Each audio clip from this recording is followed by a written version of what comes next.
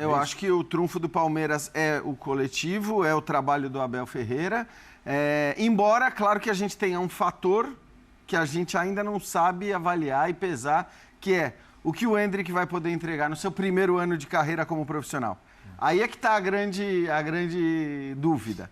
Porque é claro que o Endrick, potencialmente, ele pode ser maior do que qualquer um desses jogadores do Flamengo, né? O que ele vai entregar, ele pode ser maior do que o Gabigol, possivelmente, provavelmente até eu diria será. Do que o Pedro, do que o Arrascaeta, ele pode.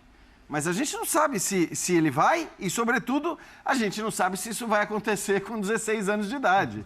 Porque isso deve acontecer até, mas a gente imagina que um pouco mais para frente. Então, acho que o fator Endrick é o que coloca também uma dúvida sobre o quanto individualmente, tecnicamente, o time do Palmeiras vai ser próximo, igual ou eventualmente superior. Mas para ser superior ao time do Flamengo, o Endrick teria que ter um fator de desequilíbrio, eu acho que muito, muito fora da curva para um garoto de 16 anos.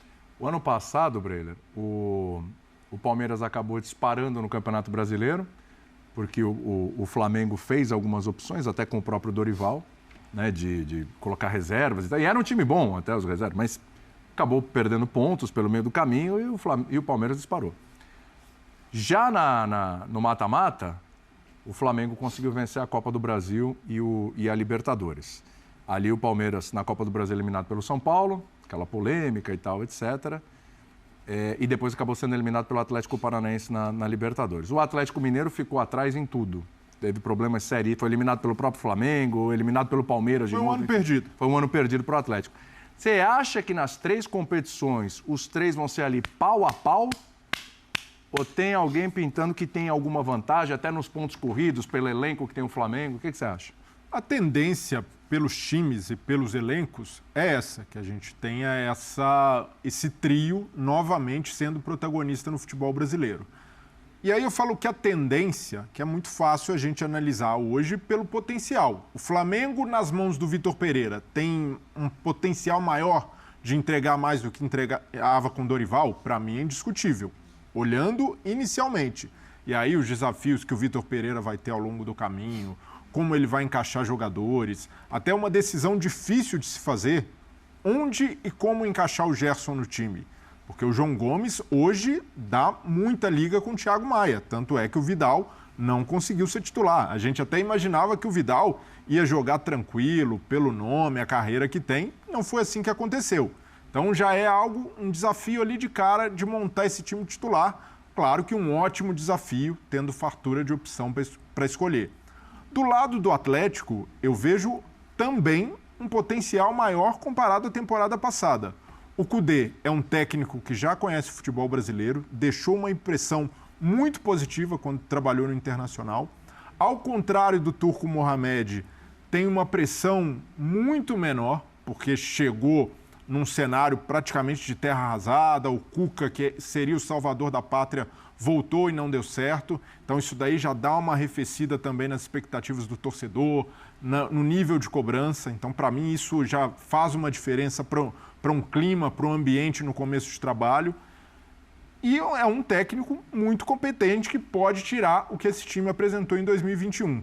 Mas aí eu concordo muito com o Jean. O Palmeiras, por já ter o Abel, já ter esse conhecimento, uma base mantida, que tem acréscimo de um Endrick que pode explodir nessa temporada, que demonstrou também no ano passado já está pronto para esse tipo de desafio. Então eu vejo que o Palmeiras larga em vantagem, mas se a gente analisar a capacidade de um ano com um maior número de conquistas, se eu tivesse de apostar hoje, apostaria no Flamengo sob o comando do Vitor Pereira, porque é um técnico no nível de Abel, de Kudê, um técnico de excelência. Eu nem compararia, porque o Abel tem conquistas, um técnico marcado, já é ídolo na história do Palmeiras. Aqui no Brasil, o Abel é destacadamente o melhor dos 3 em termos de resultado de trabalho, mas tem mais tempo, né? Mas se a gente analisa competência, são técnicos que estão ali praticamente na mesma prateleira. Os 3. Exato. Colocando o Kudê no pacote também. Mas aí, quando você coloca todas as valências, comparando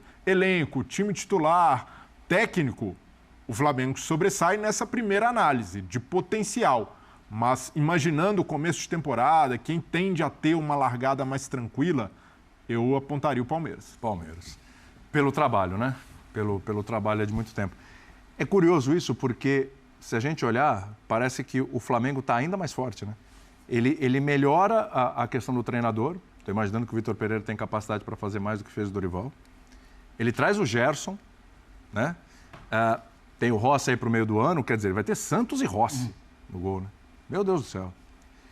E o Palmeiras simplesmente renovou os seus contratos, né? Acertou o Dudu, Zé Rafael, Mike, Lomba, o goleiro reserva e tal. Enfim, só afinou ali com o discurso do Abel de outubro do ano passado, dizendo, olha, a gente não vai contratar nenhum, 2 reforços ali no máximo. Tem um grande reforço que é o Endrick, né? Isso pode fazer muita diferença. E o Atlético ainda acho que é uma interrogação. Confio no trabalho do Cudê, mas com alguma interrogação, até mediante tudo o que aconteceu no ano passado. Não te parece que dos 3 o Flamengo está ainda mais forte? Parece que aumentou uma diferença ali? William, tudo bem? Boa noite a você agora. Breler, Jean, Vitor, fã de esporte com a gente. Eu acho que o debate, a meu ver, parte da régua do Flamengo. Porque eu valorizo muito o que o Palmeiras fez ano passado. E eu acho que é incrível o que o Palmeiras vem fazendo nos últimos anos. Só que é um Palmeiras que ele fica muito perto de um limite ali quase que o irretocável de um trabalho do Abel, para conseguir atingir seus objetivos. Porque o Flamengo muitas vezes... o Palmeiras poderia mais? Se reforçar, se eu acho que o Palmeiras está no papel dele. Não tinha que contratar mais porque a promessa não era essa. E tem uma aposta agora no Endrick. Eu nem trato o Endrick como reforço, senão acho que te dá um peso que talvez seja muito além do que é o momento. Eu acho que o mundo do futebol, o futebol brasileiro quer ver o Endrick desabrochar de fato, quer ver o Endrick protagonista. Acho que a gente carece um pouco de uma figura dessa para uma sucessão até de seleção brasileira, você tem um protagonismo nesse menino. Mas eu não posso virar e falar, de repente, no final do primeiro semestre, o Palmeiras não decolou porque faltou o Endrick. Eu acho que é injusto até. Eu acho que tem um processo, em algum momento, tomara o quanto antes que desabroche. Agora, para mim, passa pelo Flamengo, porque é o time que precisou de 2 meses ano passado, pouco mais de 2 meses. Um início de trabalho do Dorival, depois uma reta final de Libertadores e mata-mata de Copa do Brasil para ganhar 2 títulos enormes na temporada.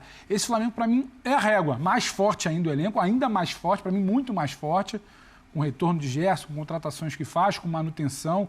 Vitor Pereira, eu acho que tem uma capacidade, sim, de atingir um nível mais alto que o Dorival. E quantos meses na temporada esse Flamengo vai ser forte?